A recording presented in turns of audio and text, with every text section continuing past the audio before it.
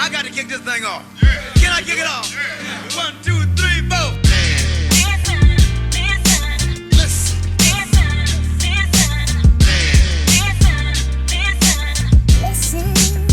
Ladies and gentlemen, listen.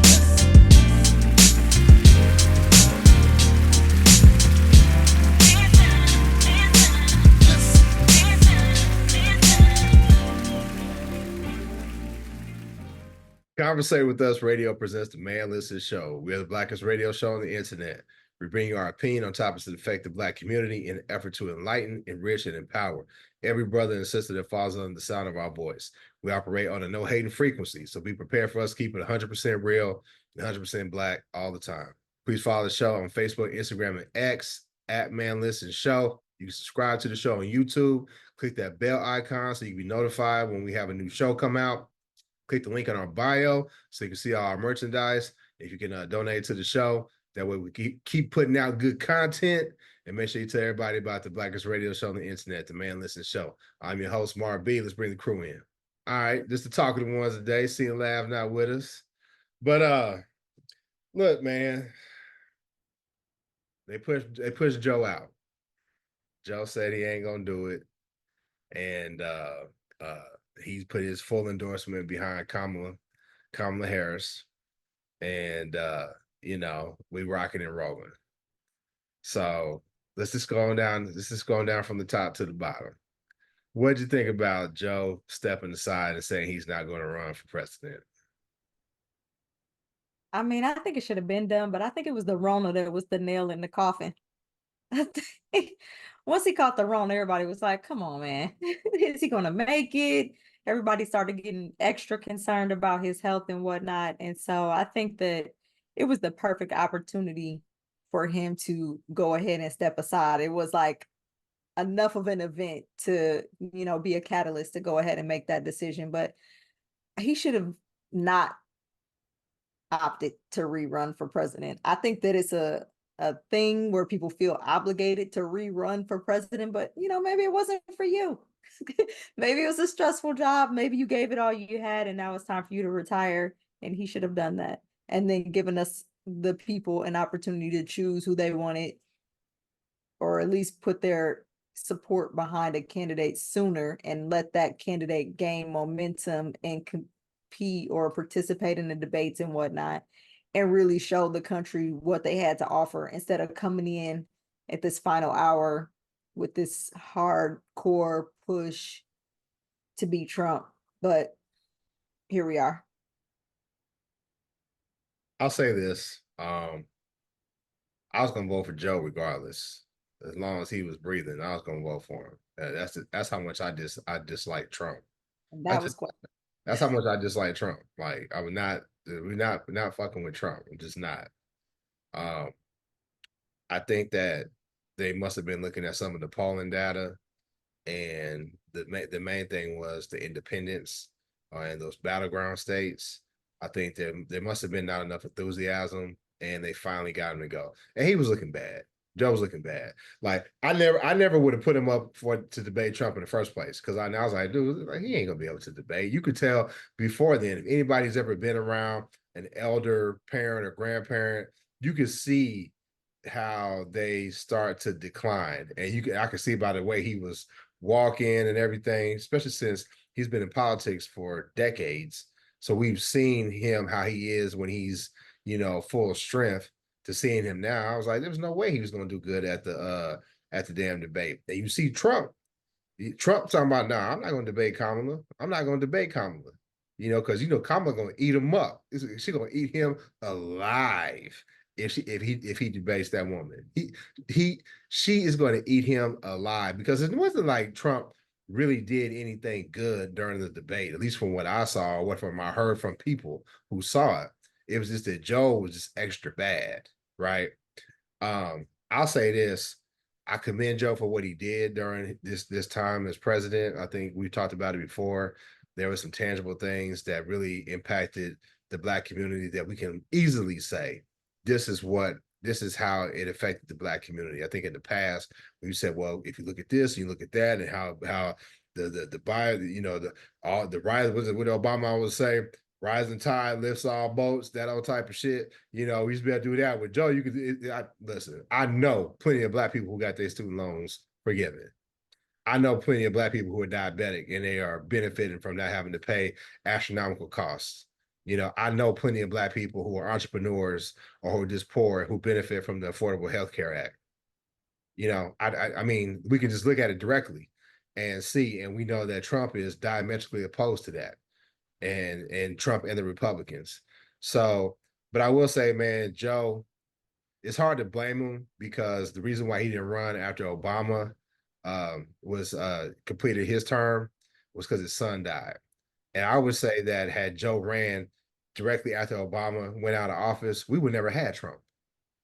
We'd have never had Trump. You know, so Biden would have beat the brakes off of him, just like he did the last time when he was more diminished. But that's neither here nor there. Um, I, I'm gonna go ahead and say this because the people who have watched this show, I'm sure they will call us out. Uh, you know, Trump picked JD Vance as his running mate for a VP. He's out of Ohio, which is a battleground state. And immediately people started pulling up Twitter posts or whatever where he was just dogging Trump out, right? Yeah. So let me go ahead and say this. Yes. If you have watched the Man Listen show over the last, what we doing the show, 6 years almost, right? Yes. We have been highly critical of Vice President Kamala Harris. Absolutely.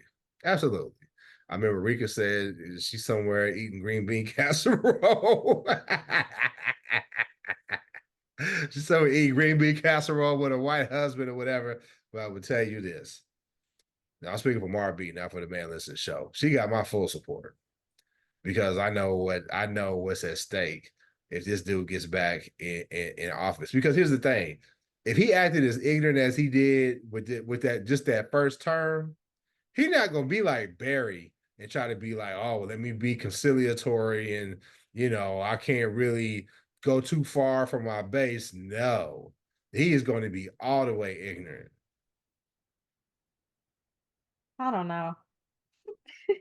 I haven't moved from my position that I have held throughout this entire election cycle. I still am not necessarily for her or in support of her, but what I am in support of is anything but Trump at this point and preservation of the Supreme Court.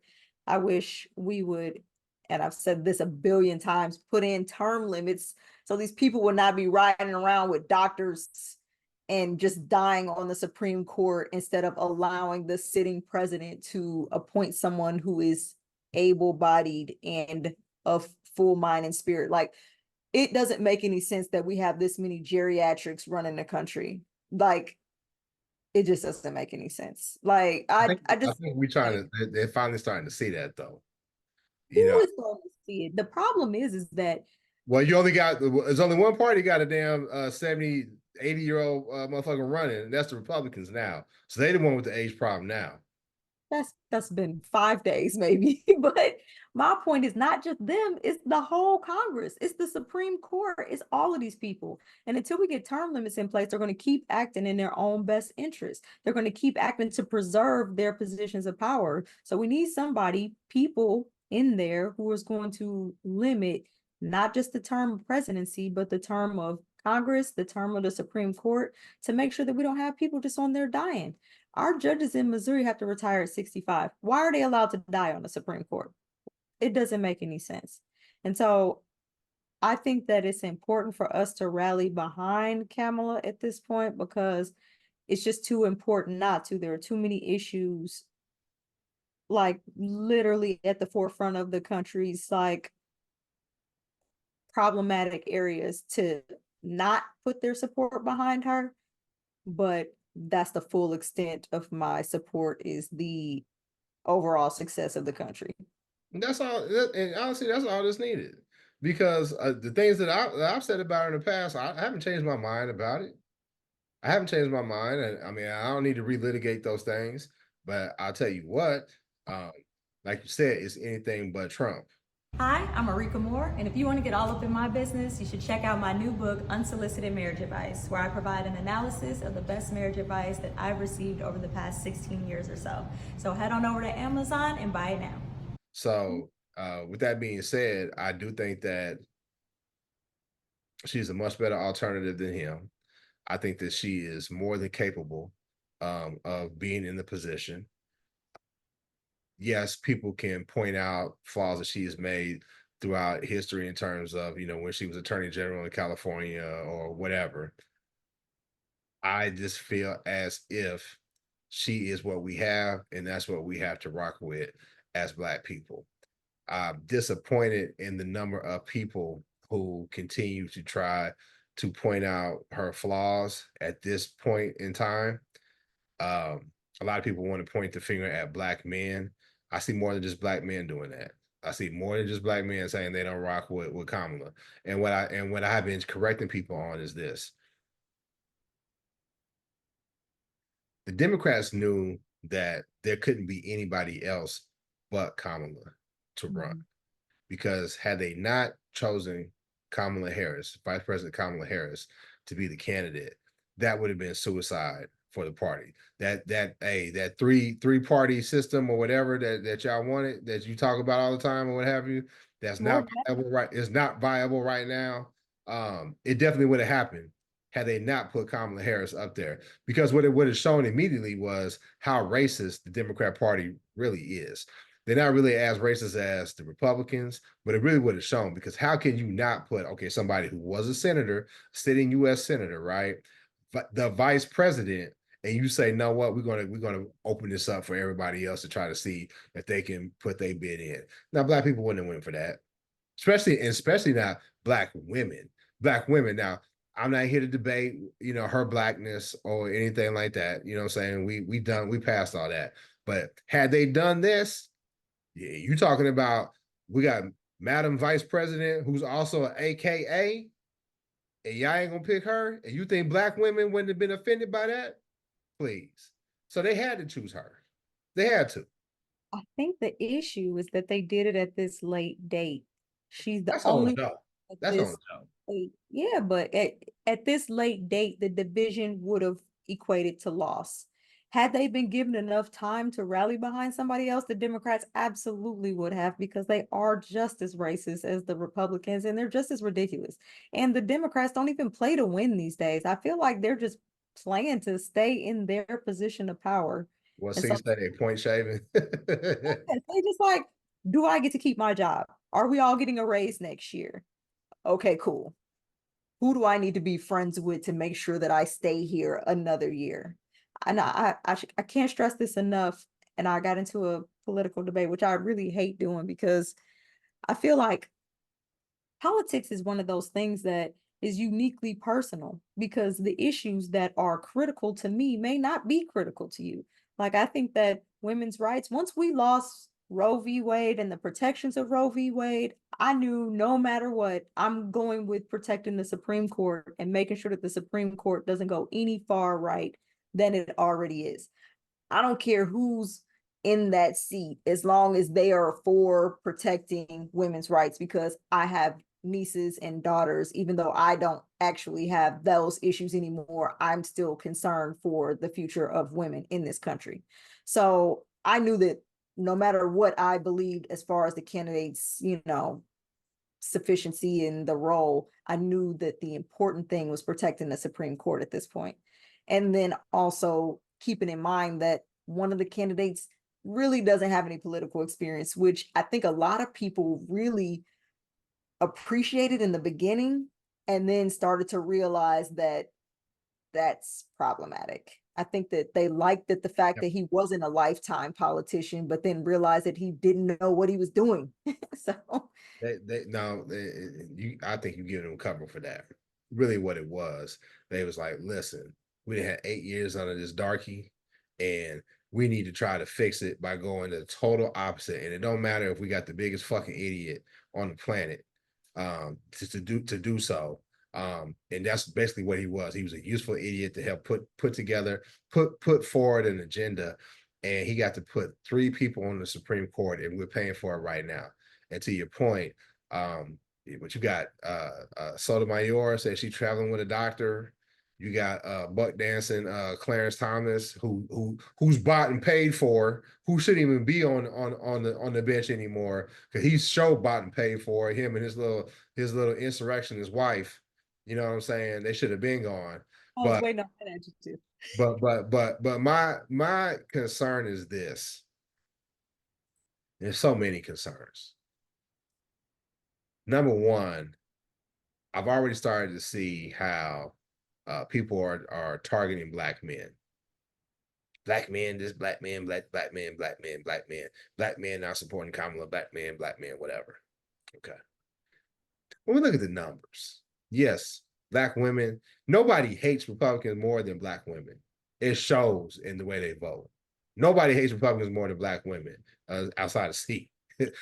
Sees that, but he's at 99.9% of black women voted for Democrats. See that 0.1.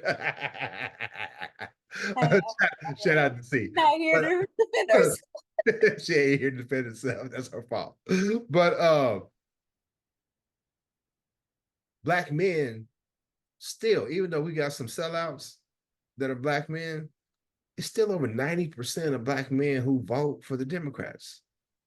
Even if it was like in the high 80s. Guess what? We still ain't going to ever outvote white women. And white women, when Trump ran against Hillary, we like to say they voted against their own interests because they voted against, you see what happened with, Roe v. Wade and all that stuff. But really, they voted for their interests. You know why? Because their interest is white supremacy. Mm-hmm. And that's what they knew that they needed to vote for. Just like you're concerned about your black daughter and your black niece, they're concerned about, hey, listen, my white daughter, my white nieces, my white cousins, yeah, we may be forced to have these babies, but guess what? We still gonna be living better than these darkies. Exactly how they think. Am I wrong? No, you're not wrong, but also I think that they have more means to travel to these states that allow these things as opposed to most people in lower economic states. And so when you have less access to finances, you have less access to medical services. And I think that's one of the big things that we don't account for when we're thinking about them voting for their interests. As long as they're financially well positioned, they really can circumvent any restrictions that have been placed on anything they can do. There's always going to be a state. There's always going to be a Gavin Newsom, California, waiting on them to vacation for the weekend with their daughter that needs an abortion, as opposed to, these lower class families that can't afford to do that. So that's very true. And you know what, that's scary because I have been challenging people to stop being so negative. And like, well, Kamala can't win. I asked the question weeks ago in this group that I managed, weeks ago. And I said, can Kamala beat Trump? And everybody was like, hell no. And then when they put her up, people was like, man, oh shit, we done. And I started challenging folks because I believe words have power. And I'm saying, listen, man, instead of saying, no, she can't win, we have to do like we did for Obama. We're gonna have to. If it's serious. We roll our eyes because of what Barry did or didn't do for us. But you're gonna have to campaign, you're gonna have to donate, you're gonna have to vote. You're gonna have to. For real. I have never, I have never hated a fucking politician more than I do Trump. I really do. Huh? I don't hate Trump. I do. Trump. I do. I don't like him at all. I think he's a puppet like most politicians. I think he's playing a role that he's been cast in so that he can maintain the power that he seeks. And I think that's definitely a Manchurian candidate. He's definitely that, but I think that he thinks he's smarter than what he is. He's ignorant, he's disrespectful. He's a felon. He's everything negative. He's everything fucking negative. And the problem that I have with it is that there's so many. It's not negative. What? Being a felon is not necessarily negative. when it stops being negative for black men, then I'll stop saying it's negative for him. Well, that's what I'm saying. We gotta stop putting that stigma on our black Who you men. think is And going to help us get to that? Kamala or I'm Trump? saying is, as a defense attorney, I know plenty felons that are positively contributing to the community, and That's fine. recidivism is a That thing. So felon, that the felon that's running right now ain't I agree with that, but I think that putting with a negative that fake ass, you know what attempt. Cause I don't want the FBI. What? tell us how you really feel. That fake, you know what attempt. You know what I'm saying? Walking around with this big old patch on your ear. I want to see the ear. Ain't nothing happened to that dude. I don't believe it. I think that he's perfectly fine. I think that his supporters are insane, and that is the issue, is that we have so many insane people running around in this country. All he has done is shine a light on the fact that insanity is running rampant in this country. These people live among us. Insanity has always been rampant. You know why? Because white supremacy has always been rampant. And white supremacy is insanity. It's insane. Well, It's that's exactly what it is. It's insanity. So, I mean, it's also created by the 1% to make sure that the masses didn't rise up against them. As long as they keep us divided by class and religion and all these other things, then we're too divided to rise up against the 1%. So, I mean, who you blame for it, that? there's intersectionality in how we all got here, but I think that the main part about it is that we're all, to a certain extent, ignorant. Like every time I get into a political debate and people ask me, well, what have they done? Do you not have the same Google that I have? Listen, let me tell you something.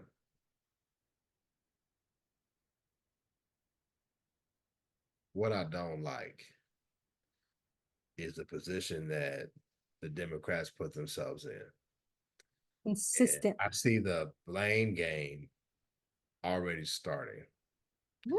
And it's starting off by trying to blame black men. And then ultimately, God forbid, if Kamala isn't successful in beating that, I wanted to call him something, but I can't because I don't want to be called ableist. But Oh, beating that goofball, um, the blame that'll go against her, even though she's been thrown into this at the 13th hour, right, or the 12th hour, however that goes, and to try to pull this together. Now, I will say this: I'm encouraged because I feel as if you see a lot more motivation now in the base of the party than you did with Joe. There's a lot of folks that's like, nah, I can't do it. And I think the problem with people who are Democratic or people who are not Republican is that we don't know how to hold our nose and just say, listen, yeah, I know it's messed up, but this is what's best for me. mhm. You know, like I said, this dude got 34 felonies, 43 felonies, whatever, right? He's a rapist, right? Allegedly. We put allegedly on there. You know, he's a crook, fraud, everything terrible. Everything terrible. Everything And that goes against. They're supposed to be the party of Christian values, and he is everything that goes against these values that they think that they really stand for, which calls out the hypocrisy of them. You know, the hypocrisy of, hey, listen, we don't want babies aborted, but we ain't finna do nothing for those babies when they're born, because we're gonna get rid of Medicaid, we're gonna get rid of Medicare, we're gonna get rid of affordable health care, we're gonna get rid of all that stuff that helps those babies. But we just want to make sure you white girls have those babies because we're tired of getting outvoted, right? well, And yeah, because they're able to see the bigger picture. And unfortunately, Democrats and some black people are not. That's why we're in a position that we are in. yes, and they're both supposed to be parties, Christian parties. They're both supposed to be, all these super One religious. thousand, only 1,000. That's a Republican. Yeah, but neither one of them care about the millions of people being slaughtered in Gaza. So they don't really care about life. They care about preservation of systems, and that permeates through all the parties. I listen. Listen. I think what's happening to the people in Gaza is terrible. It's deplorable, right? Um, but my focus is what's happening to the Black babies who don't have access to clean water in Michigan, right? My focus is the Black people, the elderly Black people who need need access to good health care and to keep the prescription drug manufacturers at bay so they're not gouging us. My focus is ADOS and the problems that affect us. So I can't worry about Gaza. I can't worry about Gaza when there's a war going on in Chicago. I can't worry about Gaza when we got people in America who are Black men who are homeless, right? And we send all kind of funds there. Now, I know people will say, "Oh, well, it's a budgetary thing, and the budget don't go here. The budget and really, I've had one of my homeboys is on that. I hear what you're saying, but the budget that it goes to the wars and this, that, and the other, man, I'm not trying to hear that. I'm not trying to hear it. COVID proved that they could do without. Like when we talk about student loans, like that proves like y'all need our money. Y'all need our money for them student loans. Y'all don't. And this project 2025 haven't dug deep into it, but from what I'm saying, listen, man, like we got to get over all that other mess. Like we have to. I agree with that, but there's that famous quote. What is it? First they came for the Native Americans, then they came for the whoever, and then the whoever. And when they came for me, there was no one left to stand for me. I think the division is the way that the people in power remain in power, is because they keep all of us fighting for our divided interests. Now, don't get me wrong, I'm 100% with you on Black people's interests, rights, and problems being at the forefront of my mind and the forefront of my solution solving fund contributions and whatnot. But I think that the totality of what these people in power are doing to us and to other people deserves acknowledgement, because they're insane. The people in power are insane. Well, if that's the case, who you think is going to give more funds to those who shall not be named, because I don't want to get flagged, right? That are persecuting the Palestinians. Who you think is going to be like, yeah, y'all can have all the money to do that, and versus who's going to be like, hey, yo, like, yeah, we're gonna get out some funds, but like y'all getting kind of ridiculous now. Who you think that's going to Neither one of them are giving funds. That's the point. The problem is that she's been at the table. She's been vice president. All of these people have been at the table before when these problems have been happening, and they just don't care. They don't care about us. They are really all friends, all of those people. And that's the problem, is that they all suck.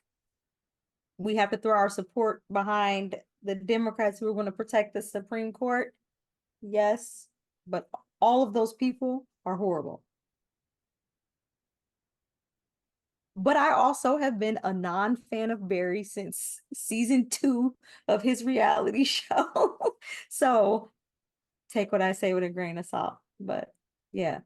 no, I Yeah, think and I'll be honest with you, I'm to the point that maybe my objectivity is gone, right? But we're desperate. I'm to the point where, listen, all that might be well and good. It might be well and good, right? But I'm gonna keep it real with you. I am willing to lose friends over this. I am.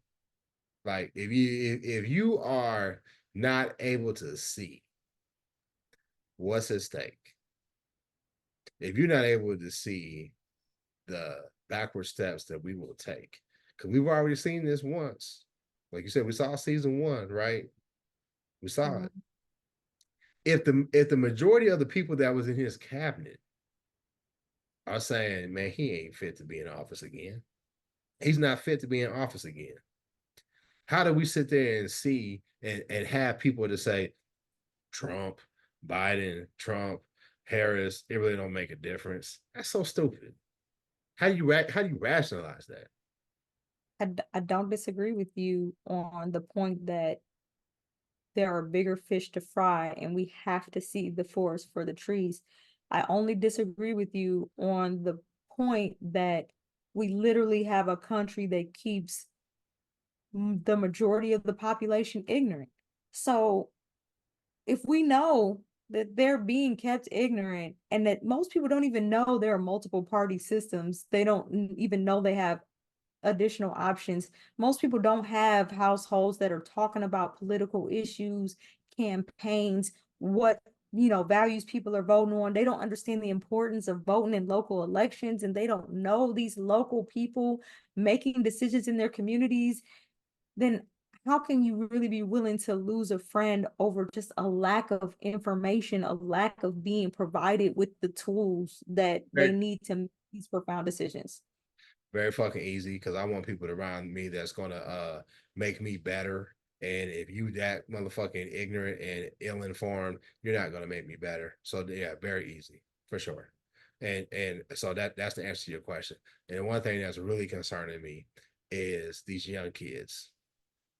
These young kids, man, yeah, I need y'all to talk to y'all's kids, talk to all these kids about whatever weed they smoking and whatever info they getting from TikTok, and say, man, listen, like we ain't got time for all that.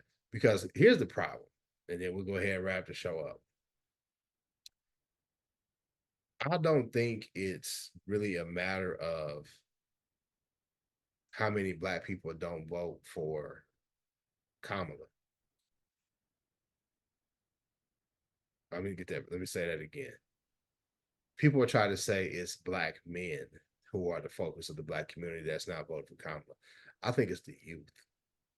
I've seen a lot of apathy with young people, and I've seen it sort of turn around. I'm talking about when I say what I see, talking to young people I know, seeing comments on social media and everything. I've seen things being more reinvigorated, a lot more momentum, for the Democratic Party.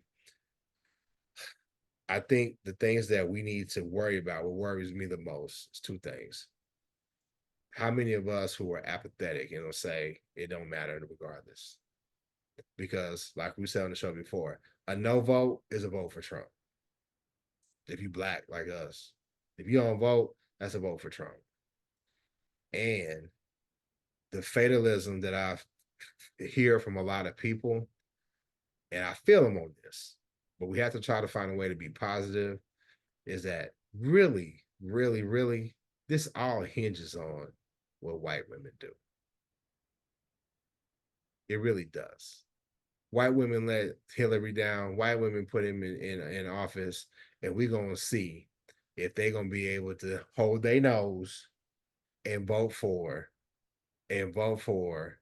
a black woman who's married to this white man, and if they are okay with the first woman being as a president of the United States being a non-white woman. That's going to be the question. Right, but think about what you just said about how many young people you've reached out to and you've touched and you've educated and you've informed. How many of our youth don't have that? So how are we just going to shun all the people that don't have a you in their life, that don't have a me in their life, or someone that can provide them with the information, the guidance that they need? And then when does that stop? Do you only provide guidance to the youth? Do you only Yes. provide guidance to people to a certain point? There was an older gentleman in court today, and he was just like, they're giving me the runaround. They're just trying to railroad me because I'm a felon, but I've been good. I've been clean for like 13 years. What do I do? And I just gave him advice, and I told him exactly what to do. And in like 3, 4 steps, in case this don't work out, do this, do that. It cost me nothing. It cost me nothing to educate people. It cost me nothing to spend a little bit of my time to help make us as a whole better. So if our whole goal and agenda with this show is to be an asset and a resource to the Black community, we can't put an age limit on it. We can't say because they're children. I can't say because he's an older gentleman. Well, he spent 13 years in the system. I didn't And then put an he age got limit on it. I didn't put an age limit on it. What I well, what said I'm saying is was, too what many I people said are was, ignorant. what I said was the concern is the apathy with young people. And I said that we need to address the ignorance and apathy with young people. That's what I said. I didn't say totally disregard them. I said Yeah, we educate them. That's but exactly that what I said. comes from the elder people in their homes. That's the problem. We're talking about politics in our homes. So if Our they watch, children, so if they watch this show, we are educating them. well, And I am a believer that you don't go fishing in an aquarium. You go out into the deep waters. So I talk to anybody who listens to me. So I don't know what you're talking about. I'm not saying that. What I'm saying is that when we say that the people who you're willing to write off because they have these negative views or thoughts about Wrong Kamala, people, yes. saying maybe they're redeemable. Maybe they just haven't been exposed to enough information. I literally had a friend give me a 2-page list of the things that Kamala has achieved since being VP, and I haven't had time to read it yet. And I want to read it and research it and restructure my whole position on her based off of this information that my friend provided to me. And then I'm She going could to have take that she could have information. had a fucking list with half a sentence on it. And guess what? Your black ass still better vote against Trump. I That's didn't really say, what it comes down to. but to be fair, we all know I have voted third party. I am a big proponent of making the third party stronger. And did you I, see, and did you in a see, perfect world, I would like to vote for Jill Stein again. and I guess get what? And guess that what? I'm going to get vilified again if I do. And guess what? And Jill Stein was a paid fucking actor, just like Robert F. Kennedy Jr. is. You saw where his son called him out. His son videotaped him how he's getting paid basically to siphon off votes from the Democrats. That's a Oh, waste of vote. see that. I'll send it to you. Because really, if you ever notice, like these rich white folks who were really, up to no good, they really never get caught until like they kid, like the little gay kid or the kid that they disregarded, or like the black sheep of the family, like calls them out and exposes them. Robert F. Kennedy Jr., he got exposed. And all they do, and they've been doing that for years. Nader, Stein, now RFK Jr., all of them. I think that the problem is that we have a political system that allows these parties to exist without allowing them the same platform and the same access to the public that the other parties have. Again, that goes back to the people that we have in office. If you didn't have to get a certain amount of votes to participate in the national debate, then maybe we could actually see if these people had something to say and we could just discredit them on our own. But as long as you're just running on a name, then you are able to siphon votes. But if you got into a public debate with all of the candidates and you sound like an idiot, then you're not siphoning votes. That's the point. They're marginalizing these parties and preventing them from participating in the debates so that they're not on the ballot in all states. So you think you're voting for so and so, you don't have that opportunity. They're not participating in the debates. It's all a game. And the people that are holding the strings are just sitting up there laughing at us because we're not doing anything to change the rules, because Congress doesn't care, because they're getting paid, literally paid raises to continue to participate in this farce.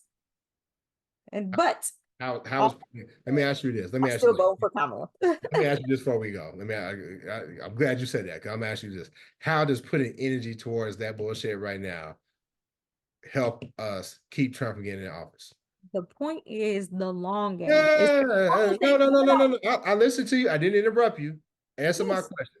How does putting energy towards that right now help us keep Trump out of office?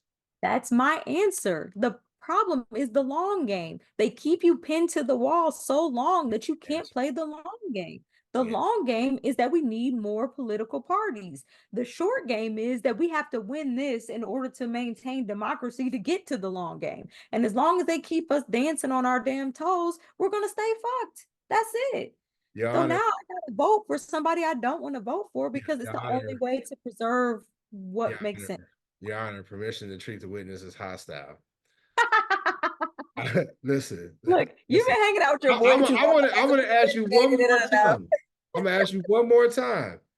How does putting energy and effort towards, oh, we need a three-party system, help us to get Trump defeated in November? How does it help us right now? It How doesn't. does it defeat Trump? It doesn't. How does it defeat future Trumps?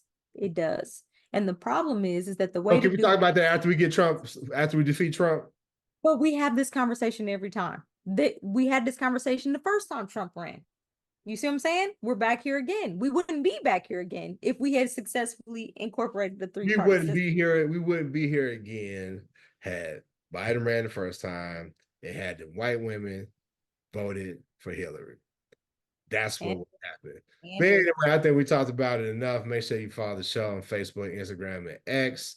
Manlist at Manlist the Show. Go to our link in our bio on Instagram. You can order our books. Rika got about 2 or 3 books. They're all very good. Make sure you purchase them. You can get our merchandise. You can donate to the show, and we'll holler at you next time. Peace. Shout out to See and Laugh.